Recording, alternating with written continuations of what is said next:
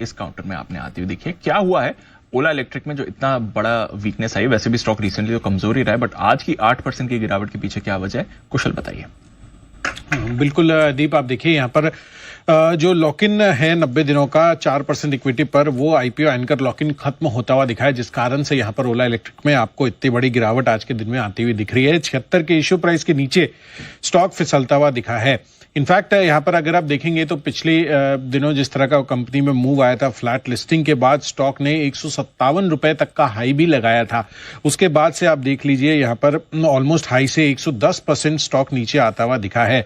In fact यहाँ पर listing के बाद कंपनी के लिए काफी सारी अहम ट्रिगर पॉइंट्स खबरें भी आती हुई दिखी। इनफैक्ट लगातार खबरों में भी बना हुआ रहा, जिस तरह से यहाँ पर इनकी जो स्कूटर्स हैं उसको लेकर जो कंप्लेंट्स फाइल हो रही थी काफी सारे यूजर्स की तरफ से, जितने कस्टमर्स थे।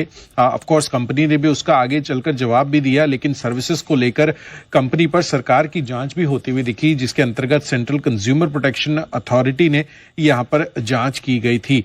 तो ऑफ कोर्स यहां पर एक तो सिनेरियो ये है कि जिस तरह से कंप्लेंट्स यहां पर बढ़ती हुई दिखी, उससे भी थोड़ा मूड माहौल खराब हुआ इन्वेस्टर्स के माइंडसेट में। बट ऑफ कोर्स कंपनी ने जिस तरह से अक्टूबर महीने में 50,000 यूनिट से ज्यादा की बिक्री अब वो करते हुए दिख रहे हैं, फेस्टिव सीजन में जो त्योहारी सीजन है वहां पर कंपनी के लिए अच्छा प्रदर्शन होता हुआ दिख रहा है।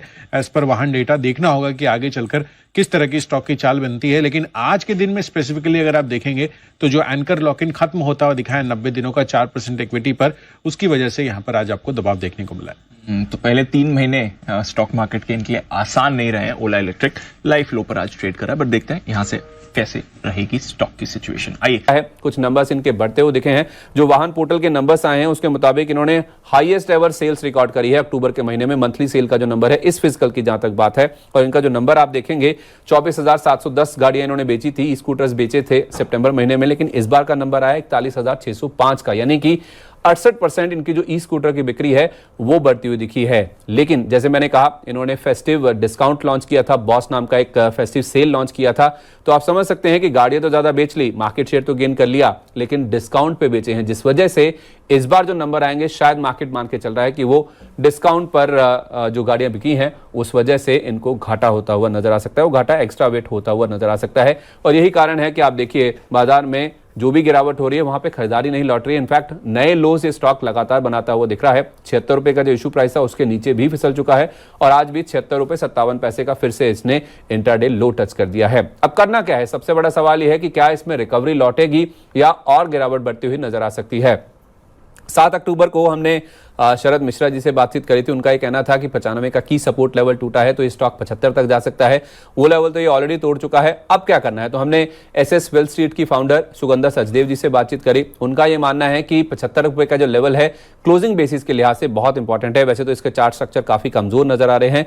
अगर इसकी क्लोजिंग 75 रुपए के नीचे हो जाती है, यानी कि अगर ये बंद हो जाता है 75 रुपए के नीचे, तो फिर 65 रुपए तक के जो लेवल्स हैं वो भी स्टॉक में आते हुए दिख सकते हैं, यानी कि करीब करीब 10% के आसपास का और करेक्शन इस स्टॉक में देखने को मिल सकता है।